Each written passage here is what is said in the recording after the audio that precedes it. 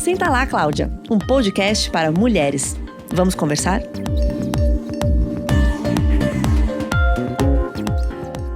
Olá, meu nome é Letícia Paiva, sou editora de Cláudia e estamos aqui para mais um episódio de Senta lá, Cláudia, dessa vez em um caráter de exceção.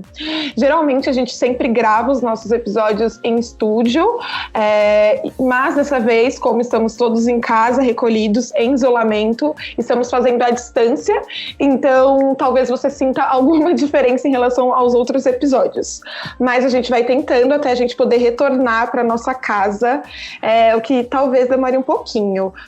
Eu estou aqui hoje com a Gabriela Sayago, que é terapeuta. Ela é formada em psicologia e pedagogia e ela vai nos ajudar a pensar em como nos prevenir de problemas de saúde mental e também como exercitar o autocuidado nesse momento, que é tão importante. Gabi, você pode contar um pouco mais sobre a sua trajetória e sobre as suas especializações para a gente entender como você consegue nos ajudar aqui hoje?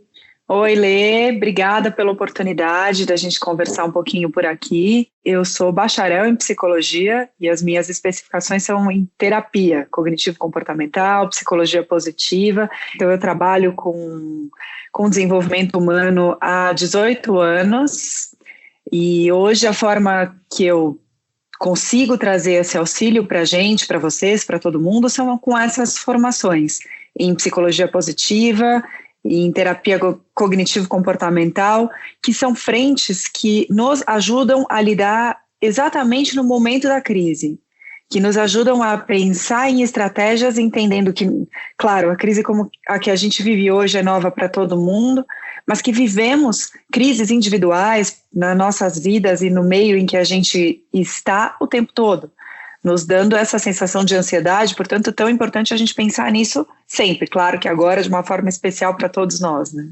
Sim, eu conversei com a Gabriela na semana passada para uma reportagem que você vai conseguir ler na edição de abril de Cláudia, que quando esse podcast estiver no ar, provavelmente você já estará tendo acesso à revista, mas eu queria conversar com ela especificamente sobre uma outra questão, não vou contar o que vai ter na reportagem da revista para vocês poderem ler. Eu queria conversar muito sobre, não só sobre o que pode acontecer com a gente durante esse período, em que há dois principais problemas, que é o avanço da doença, então a gente está com muito medo de pessoas próximas poderem ser afetadas, da gente mesmo, e também uma outra questão que é o fato da gente estar em casa, né, como eu disse a princípio.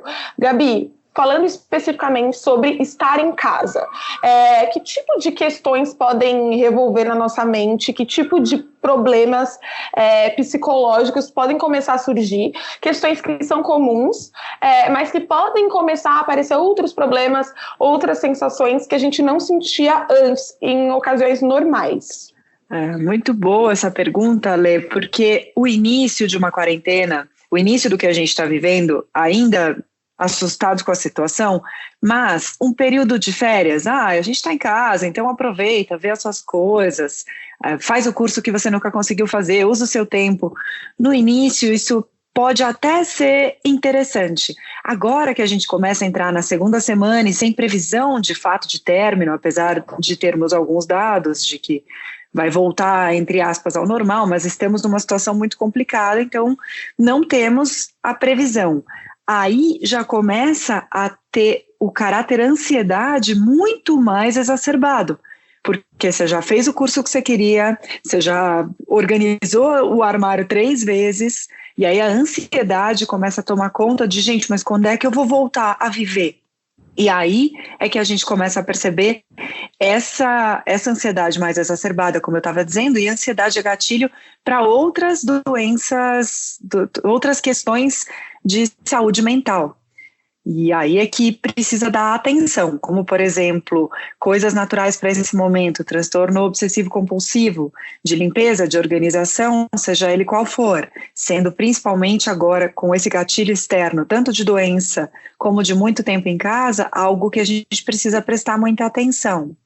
Outros desvios vindos pela ansiedade exacerbada, como, por exemplo, algumas crises que podem ter o fundo de uma crise de pânico, ficar sentindo sintomas, mesmo sem ter sintomas, começar a achar que você está doente e que não vem o ar, tudo que a ansiedade traz para a gente. Então agora é um momento de muita, muita atenção para conseguir trazer a nossa mente para o hoje, porque o que vai fazer com que a ansiedade seja exacerbada?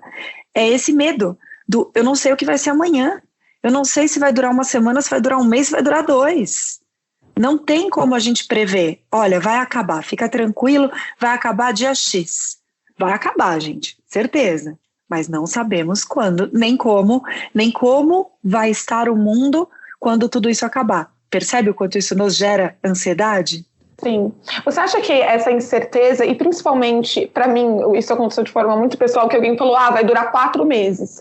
Quando disseram 4 meses, eu disse, não era isso que eu estava esperando dentro do meu planejamento mental, de quanto eu vou conseguir sobreviver a isso. E aí uma pergunta que começa a surgir é, será que é pior no começo, pior no meio, pior no final? Será que a gente se acostuma, a gente se adapta? A gente se adapta a conviver com a incerteza? A gente precisa aprender a se adaptar porque vivemos com incerteza todos os dias da nossa vida. A gente só tem uma grande certeza, que é que tudo acaba, inclusive a nossa vida. Então vivemos incertezas. Por isso, Lê, que o importante nesse momento é que a gente busque o que está sob nosso controle. Então, assim, se você escuta que são 4 meses, não dá para você ficar pensando, meu Deus, faltam 3 meses e 29 dias. Meu Deus, são 3 meses e 28 dias. Senão você enlouquece, até porque ninguém sabe se são 4 meses. Por isso, tão importante é você viver o hoje. E aí, já falando numa parte um pouco mais de prevenção em relação à ansiedade, é a rotina.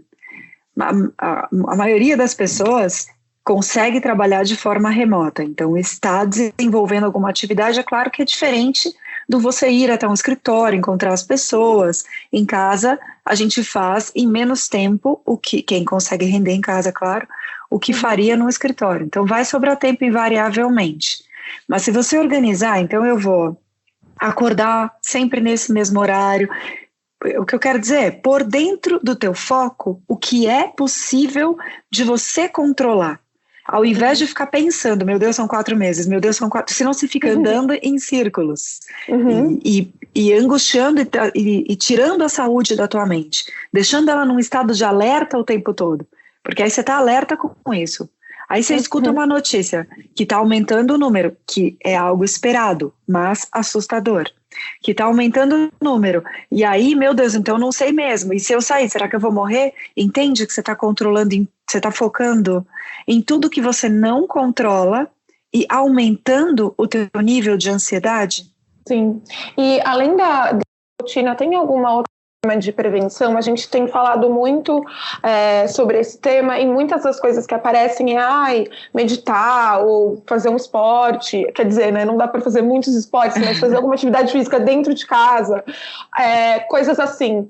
O que é interessante pensar? E também como não manter isso como uma obrigação, né? Vamos colocar também essa parte. Eu acho que entra muita coisa. Agora tem bastante gente falando sobre maneiras de prevenção. Inclusive já falei sobre isso também, e algumas são básicas e a gente vai ouvir 1000 vezes, e não adianta só ouvir 1000 vezes se não colocar no dia a dia. Então eu falo que algumas coisas não são negociáveis, que é a atividade física, porque a gente precisa tirar essa pressão e toda essa energia concentrada que fica na cabeça. Pensa que o princípio do burnout, que é uma doença que acontece por muito estresse, muito trabalho, é exatamente isso, muita energia concentrada na cabeça, não dá tempo de você não transformá-la, trazer para o corpo, e aí o corpo simplesmente não aguenta e fala, bom, deixa eu desligar essa pessoa que não está me ouvindo. Pôr para fora, fazer uma atividade física não é negociável, a gente precisa mexer a energia que está tão presa na cabeça. E qualquer atividade física, temos hoje várias pessoas que estão oferecendo conteúdo gratuito em lives, pelo Instagram, aplicativos, que são feitos com o peso do próprio corpo num espaço de um colchonete. Então, todo mundo consegue. Atividade física, então, não é negociável. Não é negociável, não a meditação, porque a meditação assusta as pessoas por acharem que não conseguem, que é difícil, mas a 1 minuto que seja de respiração profunda, um momento que você dá um espaço para a tua mente. Veja, a meditação não é não pensar, isso não é humano, a gente não consegue não pensar, mas é simplesmente o foco em outra coisa que não no pensamento frequente. É focar na respiração, focar na meditação guiada que você está ouvindo. A mente vai fugir, você traz de volta.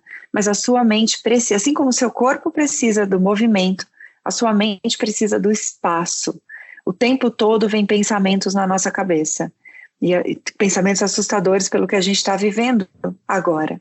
E se você consegue dar esse espaço, é como se ela conseguisse falar, nossa, obrigada. É isso que a gente precisa. E nesse momento nem é preciso dizer que esse tipo de ação e de cuidados pontuais ao longo do dia servem para a vida toda, não só para esse momento de crise ou de estado de exceção. Perfeito, Lê, porque a gente sempre vive em momentos, a nossa vida, ela é feita de momentos estressantes. E o estresse faz parte, a ansiedade faz parte, não é um problema. Só começa a ser um problema se a gente deixa que tome conta de todas as áreas da nossa vida. Se a ansiedade vem para tua casa, o tempo que você deveria estar relaxando, se a ansiedade vai com você para um final de semana, ou se a tua vida vai se tornando aquela vida que você espera o final de semana para poder relaxar. Então, isso acontece o tempo todo, esses estressores, fatores estressores. É claro que agora a gente vive um comum a todos nós. Por isso que todo mundo fica tentando se ajudar, porque de alguma forma todo mundo tem um nível de ansiedade acima do normal, porque estamos vivendo algo nunca vivido antes. Quem está com zero ansiedade, esse sim precisa ser estudado, porque não está tudo bem com essa pessoa. É impossível. Então é super ok estar um pouco ansioso, né? É só ir, percebendo quando isso passa de qualquer...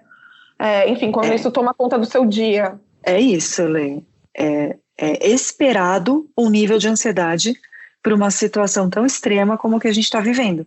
É esse nível de ansiedade que nos deixa organizados, que faz com que a gente lave a nossa mão, que faz com que a gente tenha esse receio de nos encontrarmos com as pessoas mais velhas, de sair de casa. É esse nível de ansiedade que nos deixa em alerta. Ele é fundamental para agora. Não ter é colocar nossa vida em risco.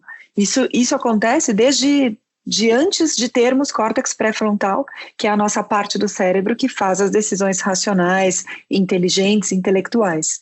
Então, a ansiedade é o que nos mantém vivo. Esse nível, o que não pode é quando começa, e aí a gente precisa falar do que eu estava dizendo no início, quando começa a ir para comorbidades e para outras doenças, como transtorno obsessivo compulsivo, pânico, e outra importante da gente colocar aqui, que seria a fobia social, que nesse caso ela é positiva, como eu posso dizer isso. As pessoas com fobia social, em alguma forma, vão se sentir confortáveis por estar em casa, claro que também muito confusas pelo que está acontecendo de forma externa, mas que depois vão sofrer ainda mais por voltar a conviver com outras pessoas, a voltar à vida normal. Então, tudo que for ficando exacerbado, você percebe que você está confortável demais e já sofrendo pensando no dia que a vida voltar ao normal e você tiver que conviver com outras pessoas. Se você percebe que a sua mão já está ficando machucada de tanto que você limpa, lava, passa álcool gel, se você nota que você está cada vez mais angustiado pela organização da sua casa, que nada pode estar fora do lugar, que se você fica o tempo todo observando se você está com febre, se você está com sintomas, aí você está saindo desse nível normal de ansiedade que a gente está falando aqui. E se isso acontecer, todos os profissionais de saúde hoje, saúde mental, hoje trabalham à distância. Não hesite em procurar ajuda. Sim, ótimo, e está todo mundo fazendo um grande esforço, falando dos profissionais de saúde mental agora, para atender à distância e se adaptar como dá para não deixar de acompanhar as pessoas. Então, existe a oportunidade de fazer longe, mesmo que você não queira sair de casa e se expor e tudo mais. No momento que a gente está conversando também, é importante pontuar que a gente, como você mencionou, a gente está indo para, pelo menos aqui em São Paulo, segunda semana afastados, tanto quem foi se afastando aos poucos do trabalho, tem gente que ainda está trabalhando fora, mas muita gente está trabalhando de casa. É o nosso caso, né? Algumas semanas, na verdade, eu estou trabalhando de casa, acho que essa já vai ser a segunda ou terceira semana, na medida do possível. E algo que acontece muito é que a gente está, assim, dedicado boa parte do tempo a trabalhar em casa, mas é trabalho de todo modo. Entretanto, tem várias questões que são difíceis manter, entre aspas, uma produtividade. Entretanto, como não se cobrar tanto para conseguir cumprir as suas horas? Porque existem dois cenários. Tanto o cenário em que a gente trabalha muito a mais, porque a gente já está em casa, já vai fazendo, já acorda de manhã, já senta no computador e já começa a trabalhar muito, quanto o cenário de fazer muitas interrupções, porque é difícil se concentrar num ambiente que você não está acostumado a enxergar como um ambiente de trabalho. Excelente, Lê. Até vou retomar para eu não deixar em aberto. Eu estava dizendo que algumas coisas são inegociáveis, que a gente precisa fazer todos os dias nesses dias. Então, alguma prática de atividade física, algum intervalo para uma respiração, e aí a gente entra nisso que você está falando agora, que é para a vida toda, mas agora principalmente. Aprender a não se cobrar tanto. Isso. E também aprender a não liberar geral. Então, são as duas coisas. A gente precisa mim, esse entender. é especialmente difícil. Porque, ao mesmo tempo que não dá pra gente falar, vou trabalhar todas as horas do meu dia, não dá pra falar, não vou trabalhar nenhuma hora. Como dosar isso? Exato. Por isso, a rotina está dentro desses inegociáveis. Tem que ter. Porque você define o horário. E agora temos a oportunidade, a não ser quem precisa estar logado num período específico de uma empresa, mas tem a oportunidade de trabalhar na hora que rende mais. Você vai descobrir, rendo mais de manhã, rendo mais à tarde, rendo mais no começo da noite, qual é a hora que eu vou colocar para eu trabalhar. E nessa hora você vai trabalhar, sem as distrações. Mas é claro que é um período que a gente precisa ter um pouco mais, as pessoas já não têm naturalmente, mas agora principalmente a gente precisa ter um pouco mais de autocompaixão, de se abraçar, de entender, eu estou dando o meu melhor aqui, gente, eu estou fazendo o que dá. Eu tô me organizando para sobreviver a toda essa ansiedade que está ao meu redor. Então, se você entende que você está dando o seu melhor, e você hoje rendeu 1/3 do que você renderia no escritório, ou do que rendeu ontem, mas foi o seu melhor, tá tudo bem. Tá tudo bem, vai tomar um banho, respira fundo. E outra coisa que a gente não pode esquecer nesse período é de se alongar muito. A gente está mais dentro de casa, mais sentado o tempo todo, então se alongar é muito positivo e vai ajudar inclusive na produção, na produtividade. Se você entende que se alongar e respirar é fundamental, você começa a associar inclusive a essa sensação de eu estou cuidando de mim, autocompaixão, eu estou respeitando esse momento, eu estou entendendo que eu dou o meu melhor, e estou cuidando do meu corpo, estou cuidando da minha saúde mental, estou respirando fundo e entendendo que amanhã eu volto a produzir mais, né? Não a vida, gente, não por enquanto. Sobre isso de produção, algo que tem acontecido muito, principalmente a gente está passando muito mais tempo nas redes sociais e vendo muito mais Instagram, e todo mundo está tentando achar formas de se ocupar, e principalmente pensando em quem não está fazendo o home office, obviamente é muito complicado, porque você tem muito mais horas livres do que antes você tinha quando você saía trabalhar. Mas tem a parcela das pessoas que continuam trabalhando, enfim, tem esses dois grupos. Entretanto, há uma corrente agora de como a gente está tentando se ocupar e tentando se distrair, principalmente, a gente achar 30 mil tarefas, do tipo, vou fazer 4 cursos online e vou fazer yoga no meio do dia e vou, enfim, me preparar para escrever um livro e tudo mais. Você cria muitas funções para tornar o seu entretenimento e a sua distração produtiva. Vamos voltar de novo no ponto de não se cobrar tanto, né? Por que também não dá para fazer isso? Isso é uma característica humana que nos machuca muito, que é a comparação. Se a pessoa X dá conta de fazer 4 cursos, 2 aulas e está feliz da vida no fim do dia dela, poxa, essa é a fulana X. E você, como você funciona? O que para você faz sentido? Porque é livre. Entretenimento é livre. Você escolhe. Se tá bom para você, ótimo. Não tá bom, não faz mais. Alguma coisa, algum projeto também entra nesse rol de inegociáveis. Você desenvolver alguma coisa para manter a tua mente ativa, principalmente para quem não está produzindo, trabalhando nesse momento. Manter a sua mente ativa é se sentir útil. que seja escrever a história da sua vida, começar a desenvolver algo que você pretende fazer quando sair, começar um curso de uma língua nova que tenha aí disponível. Algo é muito importante. Agora, comparar produtividade é pedir para sofrer. E outras pessoas, com todo esse conteúdo que tem sido entregue agora para a gente, estão entrando em Fear of Missing Out, FOMO, que eu acho que não tem a tradução literal, não tem a doença em português, mas é essa sensação de eu quero participar de tudo ao mesmo tempo. Estou sofrendo porque vai ter uma live de um professor que eu gosto, junto com uma yoga que eu gosto, junto com uma aula que eu gosto, eu queria fazer tudo. Não dá. Então, aí a gente está fazendo o quê? Trazendo novos estressores para uma mente que já está no nível de estresse absoluto. Não dá para a gente ter mais fator de estresse agora. É pedir para ficar doente, sabe? E cria uma culpa, né? Principalmente para quem não está com tanto tempo, que não está conseguindo fazer esses outros entretenimentos produtivos, né? Eu já não estou com tempo porque eu estou trabalhando e eu acho que do nada surgiram horas a mais no meu dia a dia para eu fazer 4 aulas, 5 oficinas e etc. Vamos focar em algumas coisas que a gente queira muito, né? E se você tiver tempo, Lê, por isso que é tão importante a gente pensar no indivíduo, no individual. As atividades estão aí, tem muita coisa interessante. Eu nunca vou abrir mão de te falar, faça uma atividade física. Tem aulas de 20 minutos, tá ótimo, porque existe um fator estressor fora do comum na nossa vida hoje. Além dos estresses profissionais, as situações do dia a dia, existe um fator estressor muito grande. Então, eu falo que eu não dou essa liberdade para ninguém. Não precisa ser todo dia, mas 3 vezes na semana precisa mexer o corpo.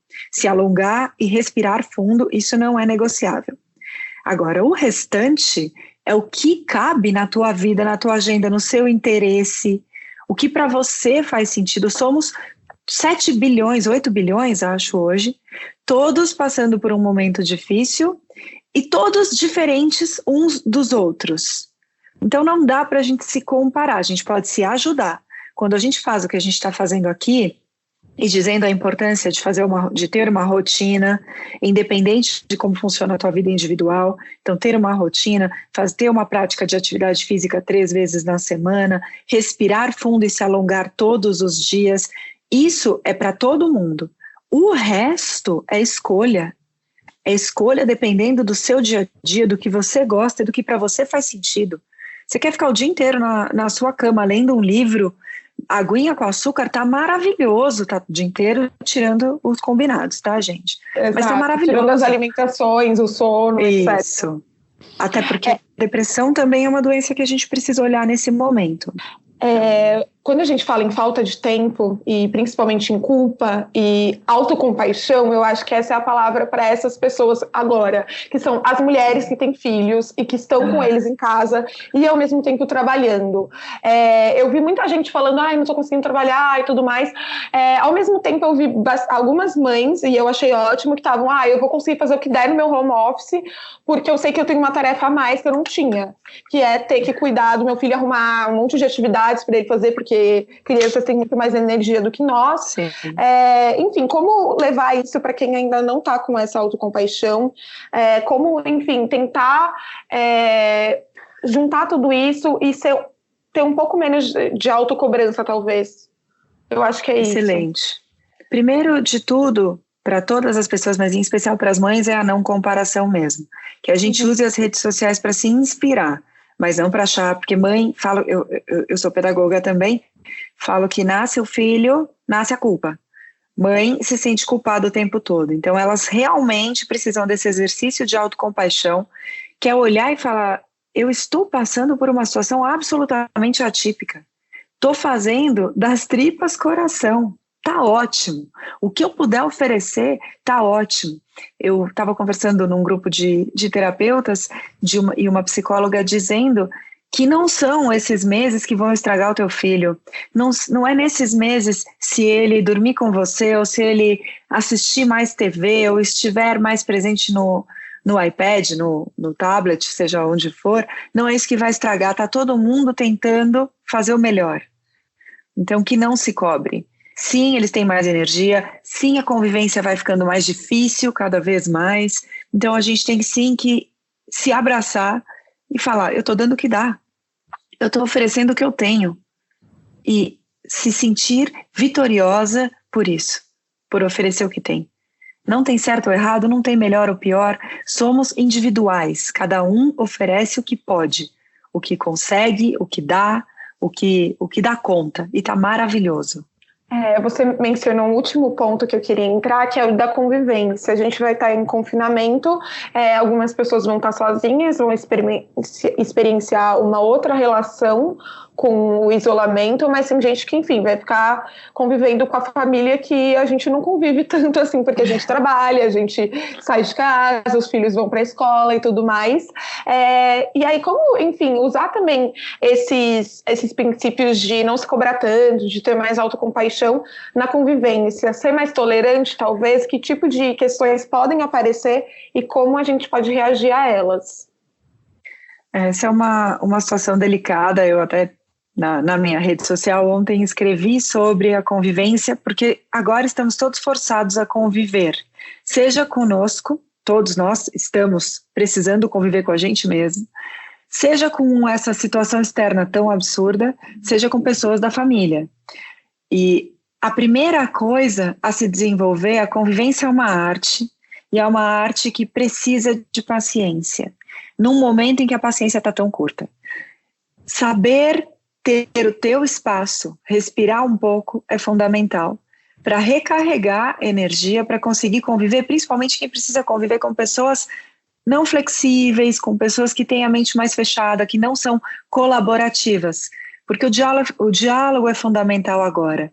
Saber conversar e cada pessoa da casa conseguir cumprir alguma parte de um combinado, se ajudar dentro de uma rotina estabelecida na casa, é fundamental para ajudar na boa convivência. Mas não é todo mundo que é assim. Então, a gente precisa entender e, inclusive, selecionar. Se você convive com uma pessoa que é difícil, que gosta de bater de frente, que você sabe que te irrita, põe na tua cabeça, concorda em discordar. Simplesmente não bate, não briga. A gente não pode, como eu estava te dizendo, ter mais nenhum fator estressor nesse momento. Então, é aquela hora de ser feliz ao invés de ter razão. Porque quem tem a cabeça aqui não flexível, não está afim, não vai abrir, vai querer te provocar em argumento, você está sensível, você vai cair, vai te irritar, vai ser pior ainda. Então, a gente pode pensar em evitar embates. Começou a perceber que a conversa está ficando difícil, que tem um falando de A e outro falando de B, que não vai haver um caminho do meio, simplesmente respira fundo e fala, olha, posso falar? Prefiro que a gente não discuta. A gente pensa muito diferente e está tudo bem. Você fica com a sua verdade, eu fico com a minha verdade, a gente não discute esse assunto. Para a gente evitar esses combates, embates dentro de casa. E o outro ponto é esse, é ter o teu espaço, que seja o seu banho, que você respire, se reconecte com você, faça esse exercício de autocompaixão, de eu estou aqui oferecendo o que eu já nem sei mais de onde eu tiro, então tá tudo bem, eu estou fazendo o meu melhor, ponto. Então eu queria te perguntar se tem alguma outra recomendação que é bem importante para esse período, mas que também pode ser interessante para a gente levar para a vida, ou seja, começar a praticar agora e tentar manter no futuro. Alguma outra recomendação ou alguma outra dica ou algum outro ponto que é importante de ser discutido? Acho que como recomendações ficam essas que a gente já frisou tantas vezes, de organizar, de controlar o controlável. Eu adoro falar isso. Então coloque na tua rotina o que você consegue controlar. Um exercício de autocompaixão, sem dúvida, é fundamental. Esse de você lembrar que você está fazendo o que você pode. E algo que eu digo sempre para os meus pacientes, fazer uma faxina na sua rede social, que você siga o que te inspira, não o que te traz sensação de comparação, de mal-estar. Tá ali como inspiração, tá valendo. Tá te machucando? Tira. Agora a gente precisa focar nisso. Nenhum outro fator estressor pode entrar. E para a vida, a mesma coisa, que você entenda que já tem muitas coisas acontecendo ao seu redor, que o restante, a gente precisa olhar e pensar como é que eu soluciono essa questão? Eu posso solucionar? Está dentro de algo que eu posso fazer? Dentro do que eu posso fazer, eu estou fazendo? Então eu estou fazendo a minha parte, está tudo bem. É se acolher o tempo todo. Ótimo, gente, é bem importante isso. Eu espero que na próxima, Gabi, a gente consiga estar frente a frente para alguma conversa. Espero que nos próximos meses e muito cedo, não demore tanto, mas a gente vai persistindo. Para todo mundo, eu queria dizer que podem mandar sugestões de podcasts em @claudionline, e também recomendo muito seguir a Gabi. O arroba dela é Gabi Sayago, no Instagram. Muito obrigada a todo mundo que ouviu. Espero que as dicas tenham sido boas para esse momento. Não vamos nos cobrar tanto e vamos tentar exercitar a autocompaixão, que é uma palavra que agora eu vou usar muito. E muito obrigada, Gabi. Vamos estar juntas em breve. Obrigada a você, Lê. Obrigada a todo mundo que está aqui. Espero que a gente consiga ir se ajudando. Eu falo que é o momento do um ajuda o outro. Tá todo mundo junto. Tá bom, muito obrigada. Eu que agradeço. Um beijão. Beijo.